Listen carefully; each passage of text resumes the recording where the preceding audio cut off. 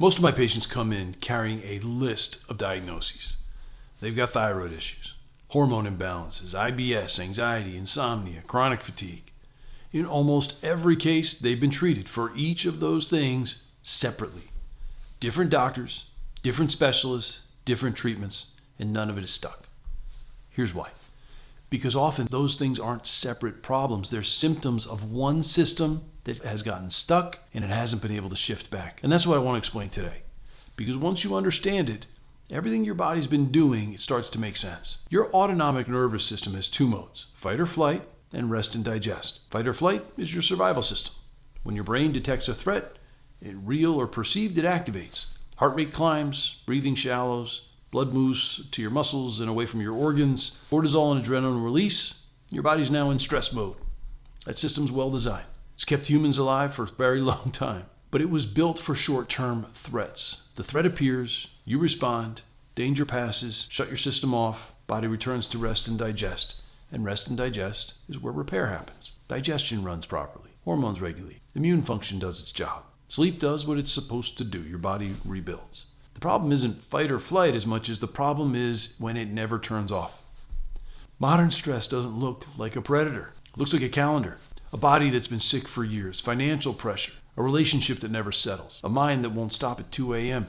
Your nervous system cannot tell the difference between physical danger and chronic physiological strain. It reads it all as a threat. And when the threat never fully resolves, the stress signal stays on. And this is where I've got to talk about the limbic system.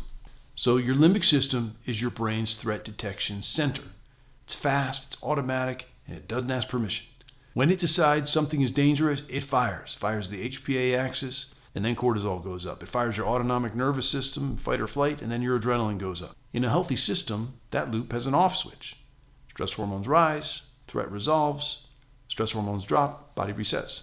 But in someone with adrenal fatigue, that loop's been running long enough that the off switch stops working reliable.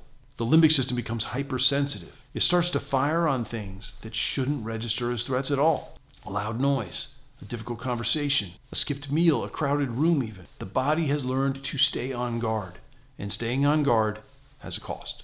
When your body's stuck in chronic fight or flight, everything that belongs to rest and digest gets suppressed. Digestion slows or becomes reactive. But it's not only a gut problem, it's your nervous system shutting down your gut. Thyroid function drops. When the body's in survival mode, it downregulates metabolism. Sex hormones destabilize. Reproductive function gets deprioritized when those resources are being routed to stress physiology. Immune regulation weakens. Inflammation runs higher, and recovery from illness takes longer. Sleep becomes unreliable. That cortisol rhythm inverts, so you can be tired in the morning and wired at night. The brain can't drop into repair mode because it hasn't registered that it's being safe. And then there's the fatigue itself, the kind that sleep doesn't fix. It's not about effort or motivation. That's what happens when a system's been running this way long enough to deplete its reserves. Every one of those symptoms has a physiological explanation. Everyone traces back to the same place, a stress response system that has never had a chance to reset.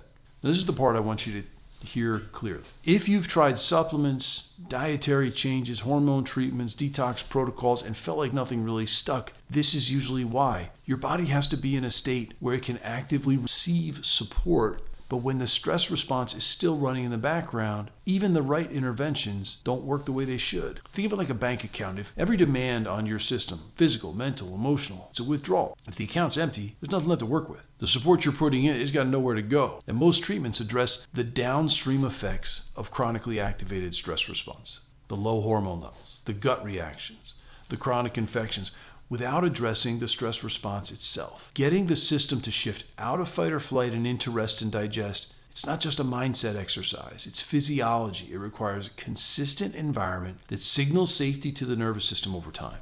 And it takes longer than people expect. It requires more patience than most practitioners have time for or give their patients room for. But it works. I've watched it work across thousands of patients over 24 years of practice. The shift from fight or flight to rest and digest, it isn't dramatic. It doesn't happen in a single session. It happens in small, repeated changes that accumulate. Consistent meal timing tells the body that blood sugar isn't a threat. A regular daily rhythm, waking and resting at consistent times, begins to rebuild a healthier cortisol pattern. Reducing environmental load, sensory overload, overscheduling, chronic decision making, gives the nervous system less to process. Breath work and deliberate rest sends direct signals to the vagus nerve that shift the tone from sympathetic to parasympathetic. None of these are complicated, but they have to be consistent because the goal isn't to feel better temporarily, it's to rebuild the system's ability to regulate itself. When that starts to happen, you'll notice it in layers. Fatigue softens, reactivity settles, sleep begins to shift, crashes happen less often, you recover faster, and your body starts tolerating things it couldn't before. And when that happens, that's physiology responding to the right environment over time. Now, if what I've described sounds familiar, the scattered symptoms, the treatments that haven't worked, the feeling that your body's stuck somewhere it can't get out of, that's what I've spent my career working with. If you're not ready for one-on-one care with me, or if you want a place to start before that, Adrenal Healing Core is where I'd point you. It's the full framework, the same one behind everything I do clinically, structured so that you can work through it on your own. The link's below. If you're not there yet either, that's fine too. Keep watching. This channel exists because you shouldn't have to piece this together on your own.